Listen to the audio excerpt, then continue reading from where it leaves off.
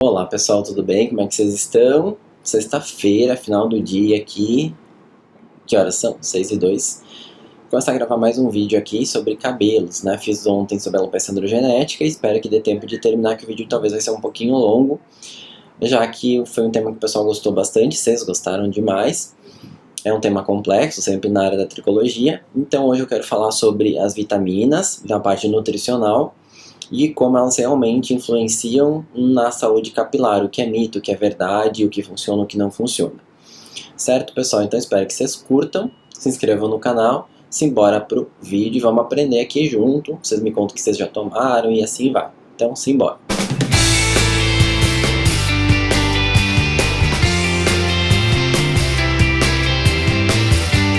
Uma coisa que tem que ficar muito claro, e acho que até é meio óbvio, mas eu vou falar bastante aqui no vídeo.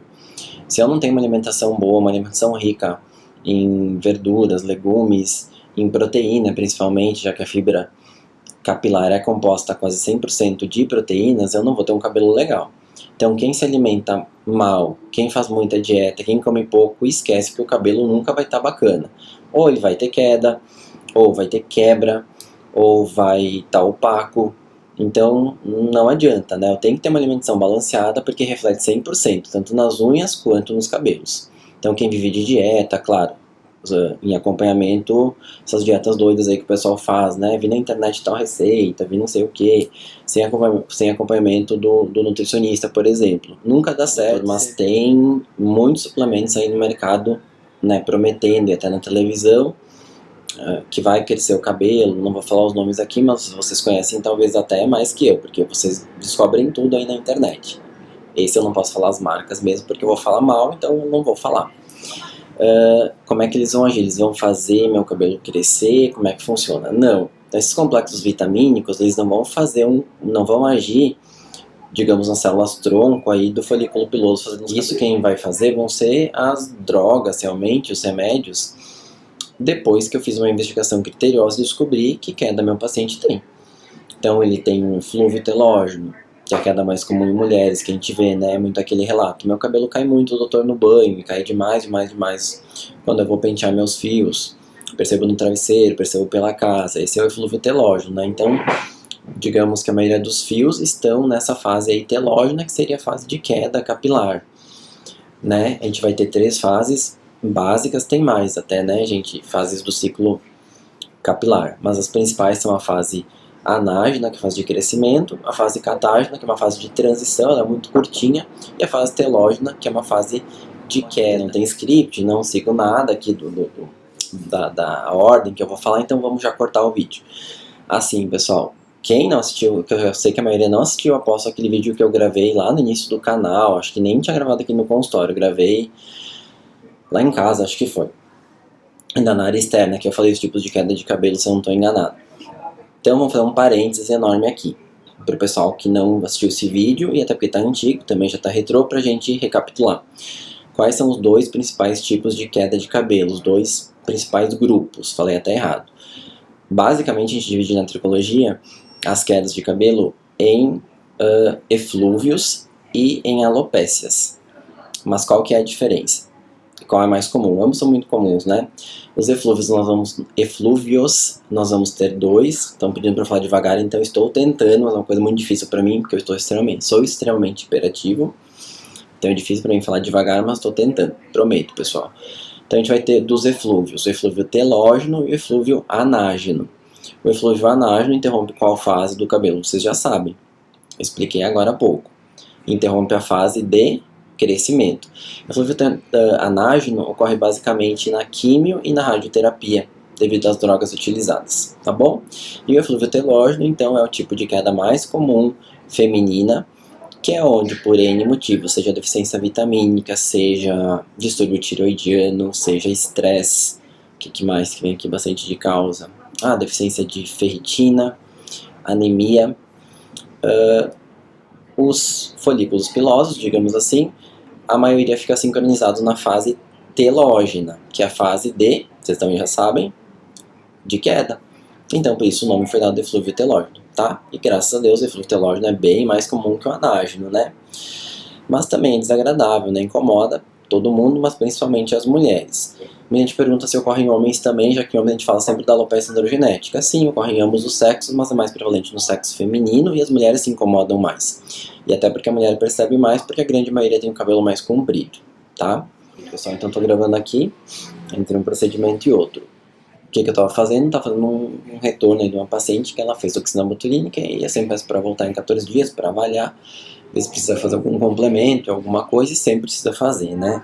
Nunca fica 100% perfeito na primeira vez, então peço sempre para voltar em 14 dias para fazer aquele complementozinho para ficar 100% legal.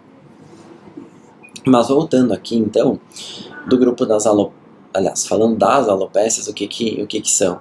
Então, as alopécias para mim é o grupo mais desafiador, na minha opinião, para tratar. O que vai acontecer? Como é que eu vou definir uma alopécia? Diferente dos eflúvios. Então eu vou tendo cada vez mais uma atrofia, né? Vai ficando pequenininho aquele folículo piloso, podendo não nascer mais cabelo. Então eu vou ter nesse grupo várias doenças, aí, várias alopécias mesmo. Dentro do grupo das alopécias também tem uma outra subdivisão, que são as alopécias cicatriciais, que são as mais graves, digamos assim, e as não cicatriciais. Eu me perdi, que estão entre sai aqui da minha sala, que é recado disso, é recado daquilo. Entrou a secretária, entrou a Tânia aqui, né, Tânia, que é a nossa secretária.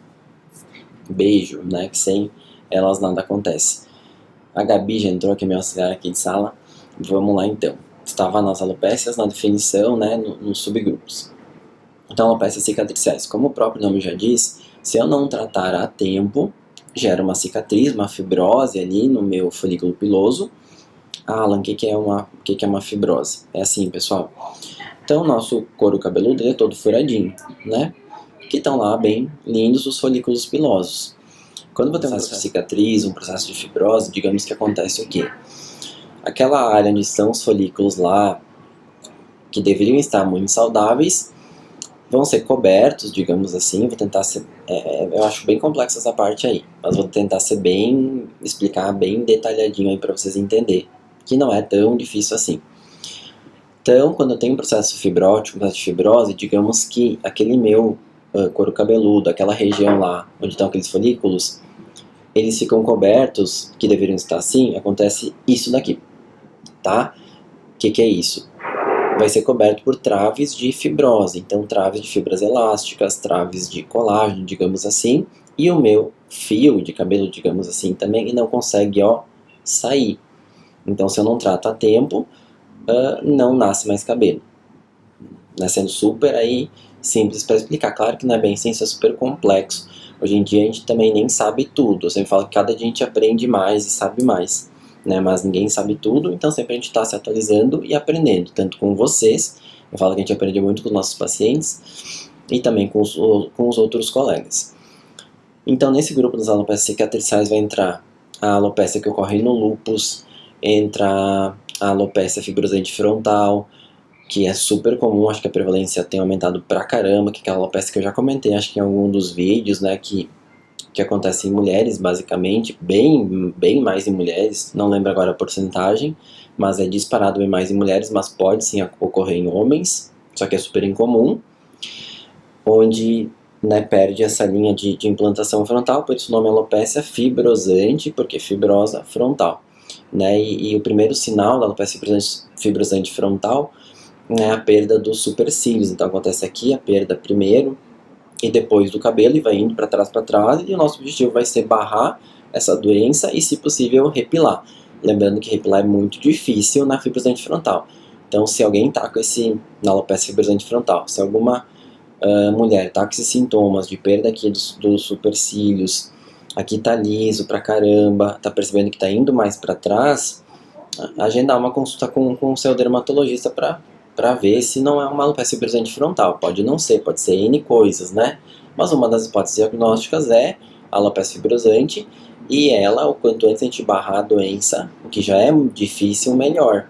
Porque a repilação dá muito trabalho, para não falar que a gente às vezes não vai conseguir. A gente faz de tudo para realmente conseguir repilar, que os cabelos voltem na fibrosante frontal, mas é muito difícil, dá muito trabalho, usa um monte de remédio, um monte de procedimento, e mesmo assim, às vezes o tratamento é bem frustrante, e a gente acaba nunca dando uma garantia para o paciente que ele vai ter uma resposta boa ao tratamento. Eu falo, ó, a gente vai fazer o possível e o impossível, mas talvez eu não vou conseguir repilar aí o que a senhora está esperando, né? Então, sempre tem que deixar muito claro isso, mas barrar a doença é sim o objetivo principal na fibrosante frontal. Também entra a alopecia mucinosa nesse grupo. Qual mais que entra? Alopecia, essas aí são as principais. Fibrosante frontal, líquen plano pilar, tem uma síndrome também, que chama síndrome de Gran-Little, mas ela não é comum, tá, gente? Ao menos eu atendi pouquíssimos dessa síndrome, bem poucos mesmo, acho que eu vi mais quando eu fiz mesmo dermato. A massa fibrosante frontal vem bastante, e líquen plano pilar, apesar da prevalência ser baixa, eu tenho um número razoável de pacientes com líquen plano pilar, que é uma doença super difícil de tratar também, que até muitos autores escrevem como sendo do mesmo espectro, líquen plano pilar, síndrome de Gran-Little e alopecia fibrosante frontal, e eu concordo, porque são muito parecidos, a diferença é muito sutil entre um líquen plano e uma fibrosante frontal, é mais localização, uma predomina mais em mulher, outra é mais igual entre os sexos, a idade, né, fibrosante frontal é mais em mulheres no climatério, então perimenopausa, pré e pós-menopausa. Líquen plano pilar não tem muito essa ligação, mas ainda não se sabe tudo sobre líquen plano pilar e nem se sabe tudo sobre alopecia fibrosante, então a gente está aprendendo. Mas, fecha parênteses, pessoal, vamos voltar aqui para o assunto principal do vídeo. Então, o que vai interferir na haste capilar e o que vai poder aí dar queda de cabelo? Então, desnutrição. Sim, temos que falar, nosso país ocorre desnutrição sim, muitos países do mundo sofrem ainda até hoje, infelizmente. É triste sim, mas existe. E é muito triste, eu tenho que falar num vídeo que desnutrição vai influenciar no cabelo, né? Mas, complicado. As dietas, então aquelas dietas bem doidas com uma baixíssima ingestão calórica nos estudos científicos, tudo que estou falando aqui tem respaldo científico, tá bom, pessoal? Fala que abaixo de 1.000 calorias por dia, né, interfere então na saúde capilar. Aqui está o foco principal, né, desse vídeo. Falar das proteínas, né? Se eu tenho uma baixa ingesta de proteínas, é o que mais influencia na haste capilar, na saúde, né, da fibra do meu cabelo, e interfere no crescimento capilar também. E eu vou encontrar então em algumas doenças aí, seja então pela dieta, que eu já comentei, se a pessoa ingere pouca proteína, esquece, o cabelo nunca vai ficar legal. E em pacientes portadores de doença gastrointestinal, em perdas de sangue, em hemorragias, em lactentes, em pacientes com depressão, também pode ocorrer, né, que vai ocorrer, pode ocorrer. Pacientes com anorexia, que a gente encontra também muito na literatura, nos artigos científicos, é em relação à vitamina C e à saúde capilar. Como que ela interfere, então, no ciclo aí do meu cabelo, né, na saúde, no brilho e tudo mais.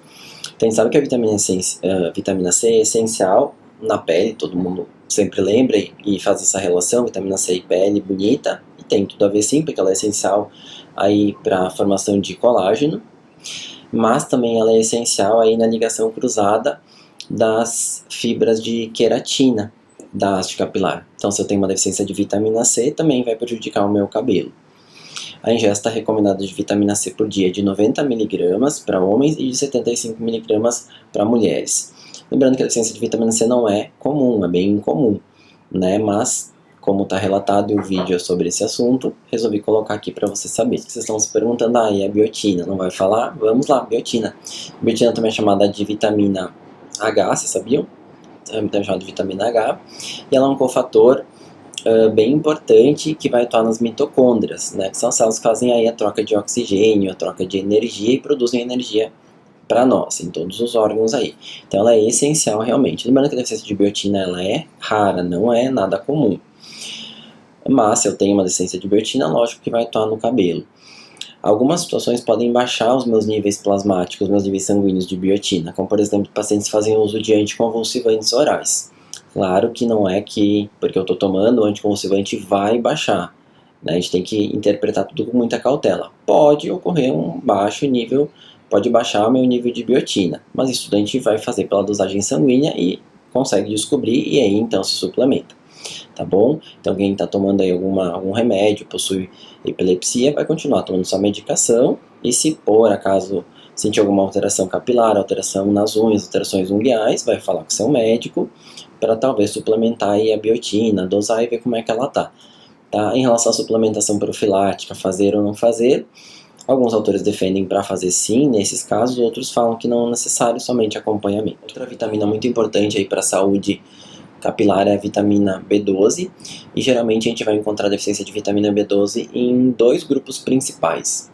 Pode encontrar em dois grupos principais, em pacientes que são vegetarianos e também em pacientes portadores de doença gastrointestinal. A deficiência de B12 ela também pode causar anemia, se eu quiser ser bem específica, anemia megaloblástica, pode ocasionar glossite, que é quando tem uma inflamação, digamos, da mucosa labial, cabelos grisalhos, então cabelos brancos, deficiência de B12. Claro que N causas, né, pessoal? Nunca generalizar. Até porque é muito fácil diagnosticar se alguém tem deficiência de B12. Exame laboratorial, exame de sangue vai mostrar lá. Se está baixo, suplementa. O zinco, o zinco sempre está na minha rotina aí das quedas de cabelo, eu sempre peço. Ah, mas é obrigatório pedir? Não, varia de cada profissional, mas eu gosto de pedir porque ainda a deficiência de zinco é comum em países em desenvolvimento. Então eu gosto de dosar sim e de vez em quando, não vou falar sempre, nem que é hiper comum, vem baixo a gente acaba suplementando. E a deficiência de zinco, ou zinco um pouquinho mais baixo, atua de que maneira no cabelo? Causando eflúvio telógeno, né? Não tem muita ligação dele, ao menos que eu tenha lido, com alopécia, mas com eflúvio sim. Deixa os cabelos finos, deixa os cabelos frágeis, atua nas unhas, também deixando as unhas mais quebradiças, então o zinco tem tudo a ver com o cabelo e com as unhas, então sempre eu acabo dosando esse mineral. Ele é um cofator muito importante aí para várias enzimas funcionarem da maneira correta e também os fatores de transcrição, então ele é bem importante mesmo para o nosso organismo. Pessoal, eu vou falar do ferro agora, que é a alteração que eu mais vejo aqui nos exames laboratoriais dos meus pacientes, né, quando vem com essa queixa de queda de cabelo. Então, volta e meia vem baixo, realmente é bem comum. Até a OMS tem publicado que a deficiência mais comum é a de ferro, né, podendo afetar até 80% da população, então é extremamente comum mesmo. Só que daí entra numa polêmica bem grande em relação a qual seria o valor ideal da ferritina para o meu cabelo estar saudável, né, para a saúde capilar e para eu não ter queda, por exemplo. E daí cada autor é muito bom, né, são cientistas que só estudam isso daí, seja aqui no Brasil ou seja fora. Publicam artigos muito importantes, muito robustos, muito bons, falando coisas às vezes diferentes, às vezes não, sempre diferentes. A gente fica meio, o que eu vou seguir, o que eu vou fazer? Então, alguns autores falam que o nível ideal de ferritina teria que ser no mínimo 40 para uma saúde capilar legal, outros falam que deveria ser 50, 60, já vi também falando que 10 estaria bom, mas eu não concordo. Mas aqui no Brasil a gente adota o valor de ferritina no mínimo de 40 para o cabelo estar legalzão. Pessoal, mas não menos importante, a vitamina D. Então a vitamina D tem um monte de gente que fala, né, um monte de bobagem aí, que eu não vou citar os nomes aqui, porque eu não sou antiético.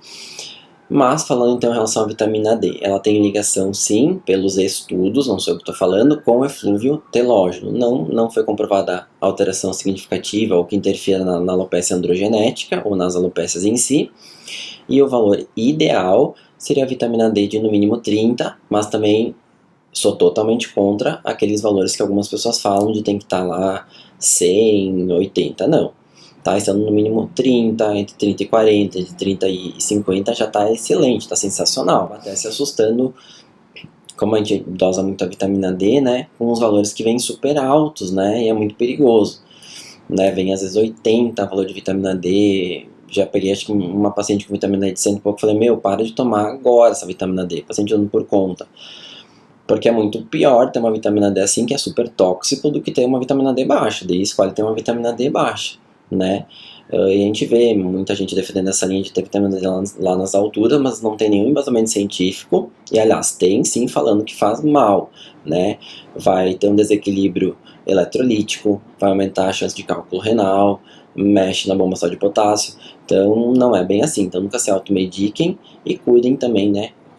O que vocês assistem na internet, e aí, porque a gente não preconiza jamais essas vitaminas D nos níveis tóxicos, mas sim nos níveis que devem estar. Então entre 30 e 40, 30 e 50 tá mais do que bom, e é isso que é o recomendado e comprovado. Mas é isso, pessoal, espero que vocês tenham gostado aí de saber um pouquinho aí das curiosidades, né? Das curiosidades não, mas sim das particularidades, né, de cada vitamina e como elas influenciam na saúde dos nossos cabelos. Claro que eu falei de uma maneira, tentei ser bem simples, né, e até porque a intenção do canal é falar de uma maneira super descontraída, fácil também, tentei falar devagar, hoje espero ter conseguido aí, ó, tô aprendendo, espero que minha dicção esteja melhor, mas se não tiver também tudo bem, o que vale é a intenção. E ótimo final de semana, fiquem com Deus e até o próximo vídeo. Pessoal, se cuidem e até breve.